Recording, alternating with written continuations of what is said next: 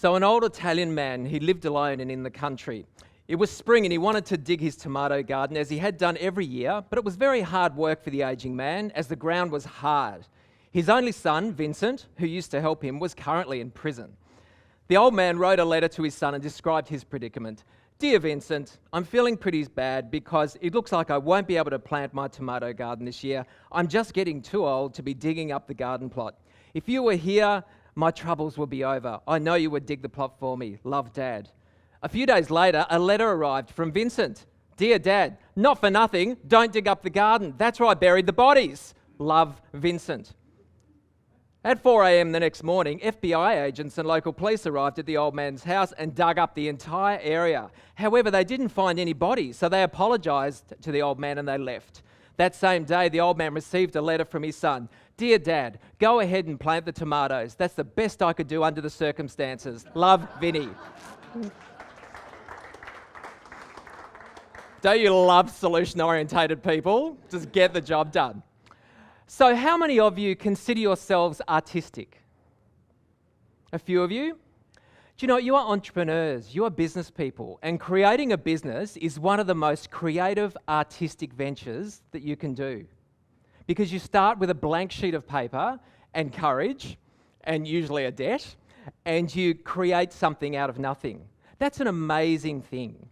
So you're all very creative people. And creativity takes time, and it takes thought, and it takes certain conditions. So we're going to have a look at a couple of things which just help you with that. And we're also going to look at 3 elements.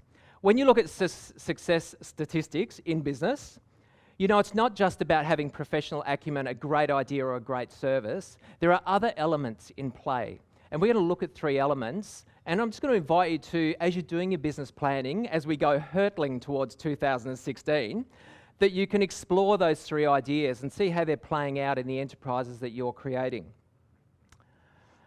So this is just a block of marble, and it could be representative of anything that you're starting. It's probably a bit rough around the edges, but it's there to get done. Isn't it amazing that under human endeavour, with a human's hands, this is what's created out of that block of marble? And I think one of the really important lessons that I've learned in business, and things that we can all learn in business, is there's 2 things going. There's one, we have to create the business, create the enterprise, develop what it is we're passionate about. And the other thing is we have to create ourselves as a business owner or entrepreneur. We have to develop the skills that can support that vision. There's a really interesting quote that says, you know, you've either got to grow out to your wealth or your wealth will come back to where you are. So part of developing expertise and developing excellence is, on the one side, you're learning new things, and I think more importantly and more difficult, you've got to work out what to chip away. And it's very interesting what Christine said, because I find the opposite of peak performance is distraction. And I find focus management very difficult for people. Time management they can sometimes articulate, but focus management is quite tricky. So have a think about that over the next month or 2 as you go into the next year.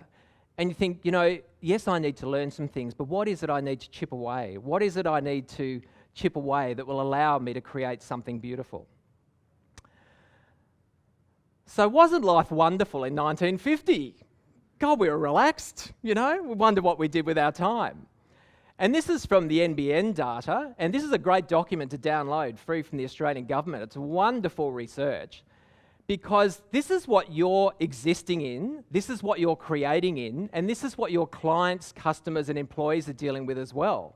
So when you look at the flow of there's millions of digital connections mining for market share of your mind every day, coming at you. So it's relentless. It's not just incidental, it's constantly at you. So if you're a creative person and you're creating a company, creating a business, creating an enterprise, you know, how do you carve out space to just sort of stop, think, visualize? Why did I start this in the first place? What are my strengths? What am I working with? Is there anything that I made an extravagant promise about on January 1st that I really need to revisit? And so that's the marketplace that you're dealing with, and it's only going to become more intense.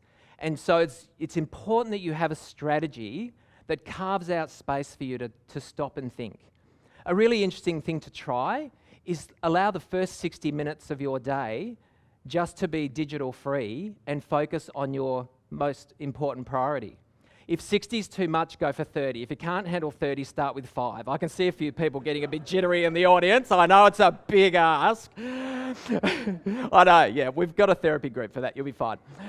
So carve out time so that you can focus and create, because you are a creative person. You are an artist, and that's very important for you to spend time on that. So the 3 elements we're going to talk about, the first one is health. On a scale of 1 to 10, how important is your health to you? 10. Yes? Average response for a room this size. If I looked at your planner or your diary, how would that be reflected? Average response for a room this size, oh, wow, when's he finished?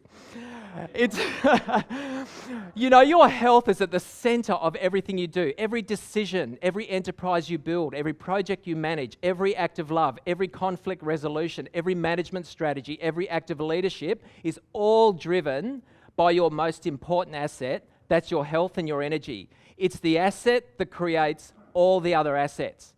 And I'm past 50 now, and for those of us past 50, in the good old days, we'd have another 10 years to live. So like my family would be running around putting sticky notepads on the furniture and, booking a boat. But now, people my age, we're going to live to be 100, because the last 30 years, we've just gone from 70 to 80 years, and technology is going to let us live to be a long time. So for someone my age, we've got another whole lifetime to live. And when you look at super's not so super anymore, is it? So you might think about, I may have to keep my act together and keep productive, moving, a little bit later. So we're kind of not retiring at 55. So you're going to need to be productive, strong, energetic, vibrant at the age of 70 and 80 and 90 and beyond. So that takes a different strategy than the strategy when I was growing up. So we've really got to make sure that we look after yourself. So as you put together your business plan, make sure you've got space for creativity, and you've put health as a priority. What's the number one reason people don't look after their health? I don't have time. Do you know what? You'll make time for exercise or you'll make time for illness. Either way, you're going to make time. So why not try this? Why don't I put health and energy at the center of my life and build everything around that? Let's run that up a flagpole and see how we go. So it just helps you be energetic. People like doing business with energetic people. The marketplace is going to change. A lot of decentralization, a lot of people working from home. Having a very strong personal culture is going to be very important. If you're interviewing someone, you think about health. You think about, when I was growing up, far out, we used to go to work at 9, all you beautiful young things, you won't remember this. We'd go to work at 9, morning tea was at 10 for half an hour, lunch was at 12, we had an hour. 2 o'clock, we had half an hour, and Elsie, the tea lady, had come around, and we'd take a selection from the buffet. And 5 o'clock, we knocked off. And if you were there at 5:05, you got an extra hour of work. That was it. That's not a joke. That's actually what happened. So is that how it is now? We're all dining al desco. You're in at 6, you're out at 8, and that's like we're working. So make sure you look after your health. With food, it's very easy. Just stick as close to nature as possible as you can. If food can go bad, it's good for you. If food can't go bad, it's bad for you. A sweeping generalisation, but it's a pretty good, And the other thing on an ingredients label, if you can't draw it, don't eat it. Eggs, milk, all that sort of classic stuff you can. How many people can draw food colouring 207? It's tougher, isn't it? So look after your health. You're very precious to the people around you. You're important to your employees. You're important to your colleagues. You're important to the people around you. So make yourself a priority. Who knows what that is? See, people always think it's a trick photo. They're doing this. It's a thermometer, right? What does a thermometer do? Measures the temperature. What's that? It's a thermostat. What does a thermostat do? Sets the temperature. So when it comes to attitude, which one are you? Are you someone that's just, seatbelt fastened and on a roller coaster of following what everybody else is doing? Or do you have a strong personal culture of a great attitude and you actually set the temperature that's going on around you? How many of you have got a friend that 15 seconds into the conversation, on the outside you're going, and on the inside you're going, get me out of here? Everybody got that friend? So don't be that person. Any idiot can be a whinging, whining, complaining, negative pain in the butt. It's the one thing that GFC didn't affect. Did you notice? There was no deficit. So it takes work and deliberate action to be optimistic, future-focused, solution-orientated, kind, productive, energized, enthusiastic. That's a choice. And people love being around people like that. And you obviously would love to work around people like that. So that way, if you bring your attitudinal A game to any environment you're in, wow, that's a fantastic. It's the difference between jackhammering granite and a hot knife through butter. Have any of you had a delicious working experience or a business experience and it just went, that was great? If you haven't at work, have you had it at Friday night? It's great. Either way, you're covered. So put that in your strategy. How is my attitude? You know, if someone's whinging at me, it's like, do I need to know the obvious? I don't think so. It's like if someone's having a whinge to you, you can just sort of go, can I just interrupt you there? Do you mind helping me with something? What? I've got some very strong objectives at the moment, and my mindset is very important. I've got to stay focused on that. That drama, can we talk about it in January? And you just shift it on. And then they go, yes, but. And I said, no, we're not doing but either. It's like, you know, when you're 20s, you can blow a few years up the wall. It doesn't matter. When you pass 50, man, they get 15 minutes. If they're not adding to your life, it's the KODC. Do you know what the KODC is? The kiss of death coffee. You meet them for coffee, you're nice, you're fantastic, great to see you, good luck with everything, and then you're very hard to find. So sometimes when you're doing the sculpture, there's some chipping off, and especially in business, it's hard enough without having people giving you a hard time. Just say, your job's encouragement. I've got customers to give me a hard time. Your job is convince me I'm fabulous. That's your role. So get someone trained on that. Okay, so who can tell me what that number represents?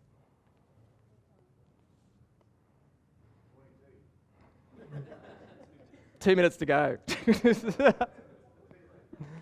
It's the fastest 100 metres in the world. And it's by Usain Bolt. Isn't that amazing? Under 10 seconds. Do you know what happened in July this year? Isn't that extraordinary? Do any of you know who did it? When you see the difference between those two numbers, what do you think had to happen between that accomplishment? Drugs? Yes, that's everybody always says that, right? Now the elephant's out of the room. What else? Change in mentality? Exercise? Practice? Assistance? Attitude? Stats? Do you want me to tell you what it was? You ready? You're on the edge of your chairs. Look, can see. Isn't it amazing? Isn't it phenomenal that even when you're working with a collective of switched on people that were probably all over their health, eating quite well, had a great attitude and had very strong expectation of success, and they all bring their A game, that even the best in the world at what they can do on their own, it's the only area they can then do better.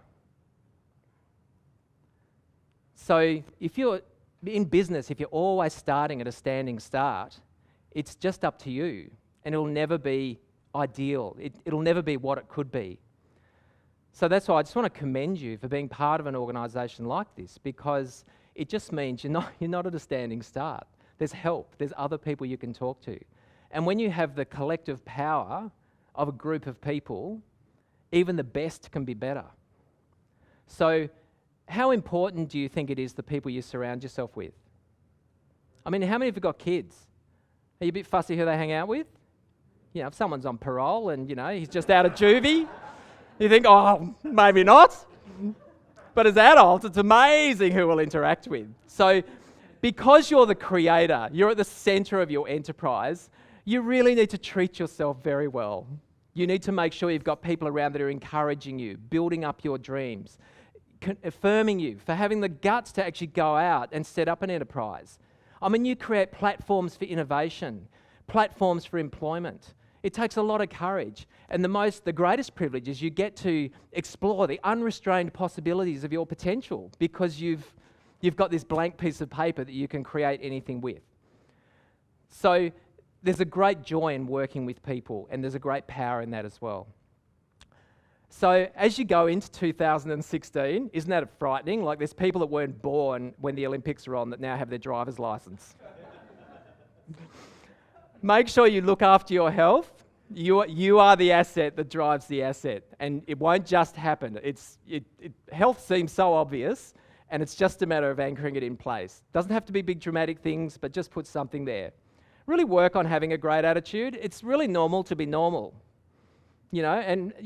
Most people have sort of a default setting. How many of you are fired up about living life by default? No, you just want to actually, build something that's incredible. And the third thing is expect really good results, because you don't get what you expect. You don't get what you want, and you don't get what you deserve.